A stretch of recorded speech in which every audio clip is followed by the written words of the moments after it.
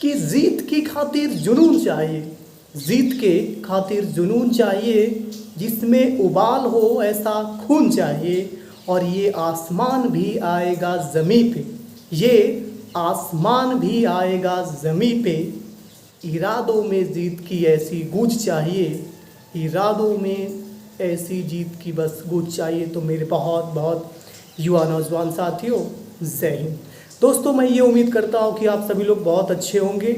आप सभी लोगों की स्टडी काफ़ी अच्छी तरीके से, एक रणनीतिगत तरीके से एक अच्छे दिशा में चल रही होगी। दोस्तों, आज हम सभी लोग बात करेंगे कि यूपी ट्रिपल एससी जो पेट का एग्ज़ाम का आयोजन कर रही है, उसमें मैथ जैसे महत्वपूर्ण पोर्शन में अधिक से अधिक अंक कैसे पाएँ। तो दोस्तों, जैसे कि आप सभी जानते हैं कि यूपी ट्रिपल एससी ने जो पेट के लिए अपना सिलेबस दिया है, तो उसमें मैथ को दो भागों में बांटा है। पहला उसने बांटा है प्रारंभिक अंकगणित के रूप में, और दूसरा उसने बांटा है बच्चों ग्राफ के रूप में, तालिका के रूप में।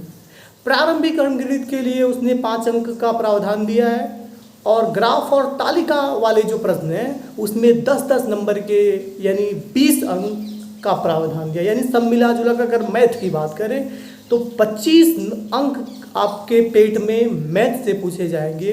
आप सोचिए, 100 मार्क्स में 25 मार्क्स आपके सिर्फ मैथ से ही पूछे जाएंगे, तो कितना महत्वपूर्ण हो जाता है हमारा चैप्टर। तो इसी पोर्शन के लिए क्या रणनीति हमारी होनी चाहिए, क्या रणनीति हो कि कम से कम समय में ज़्यादा से ज़्यादा अंक हम लोग मैथ में लाएँ।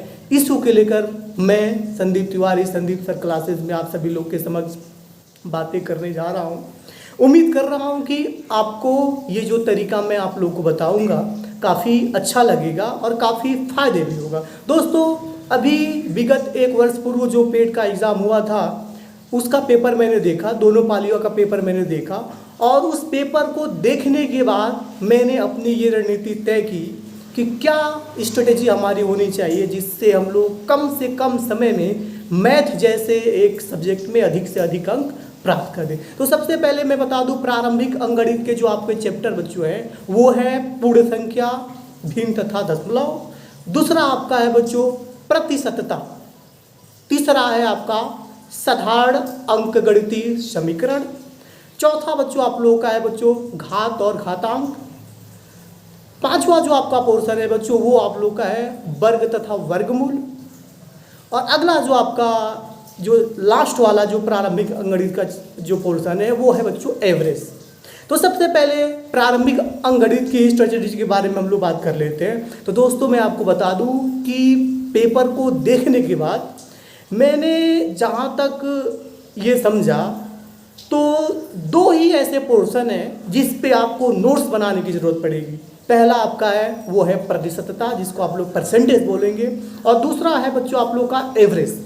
ये 2 ऐसे चैप्टर होंगे जिसके लिए आप अच्छी एक नोट्स तैयार कर लीजिएगा और उसके बाद उसकी प्रैक्टिस कीजिएगा। जैसे ही आप नोट्स तैयार करेंगे उसके बाद प्रैक्टिस करेंगे, लगभग ज़्यादा से ज़्यादा जो आपकी प्रॉब्लम्स होगी वो समाप्त हो जाएगी। बाकी के जो भी चैप्टर आपके बच्चे हैं बच्चों, उसके लिए आप सिर्फ हर एक टॉपिक से अगर 50-100 भी प्रश्न आप कर लेते हैं तो हमें ऐसा लगता है कि कोई भी ऐसा मतलब टॉपिक नहीं होगा जिससे आप बहुत अच्छे से अच्छे अंक नहीं अर्जित कर रहे हैं। तो ये हुई बच्चों आप लोग की प्रारंभिक अंकगणित के लिए स्ट्रेटेजी। अब हम लोग आते हैं बच्चों की दूसरा जो इसका पोर्शन है जिसमें ग्राफ और तालिका से आधारित प्रश्न पूछे जाएंगे। तो जैसे कि बच्चों मैं आप सभी लोगों को बता चुका हूँ कि ग्राफ से संबंधित 2 ग्राफ हमें दिए जाएंगे और उसका विश्लेषण हमें करना होगा। प्रत्येक ग्राफ में 5 अंक के प्रश्न पूछे जाएंगे। उसी प्रकार तालिका हमको दी जाएगी, उसका हमें विश्लेषण करना है। 2 तालिकाएं होंगी, प्रत्येक तालिका में 5 अंक के प्रश्न दिए जाएंगे। तो दोस्तों मैं आपको बता दूं कि तालिका और ग्राफ से संबंधित जो भी प्रश्न है उससे अगर आप 100 प्रश्न दोनों पे कर देते हैं तो हमें पूरी उम्मीद ही नहीं पूरा विश्वास है दोस्तों कि उसके बाद कोई ऐसा प्रश्न नहीं होगा जब एग्ज़ाम में पेट के एग्ज़ाम में आप बैठेंगे और पेपर आपके समक्ष आएगा तो उससे बाहर चला जाए। तो सब मिला जुलाकर दोस्तों दोनों पोर्शन की बात करें तो ज़्यादा हम लोग को प्रैक्टिस की ही ज़रूरत है। 2 ही ऐसे चैप्टर हैं जिसमें हमें नोट्स तैयार करने की ज़रूरत पड़ेगी। उसमें पहला आपका एवरेज होगा, जिसको आप लोग औसत बोलोगे।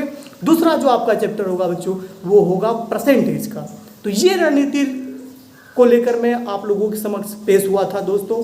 उम्मीद करता हूँ कि ये चीज़ें आपको बहुत अच्छी से समझ में आई होगी। और दोस्तों मैं बता दूँ, अगर इस पे आपको विश्वास है तो आप लोग ज़्यादा दिन नहीं, 7 दिनों तक इस पे काम करके देखिए। अगर इस पे आपको फ़ायदा नहीं होगा तो आप जो कार्यक्रम या जो रणनीति को लेकर आप तैयारी कर रहे होंगे बच्चों, वही कीजिएगा। लेकिन इस पे 5, 6, 7 दिन आप कार्य करके जरूर देखिएगा।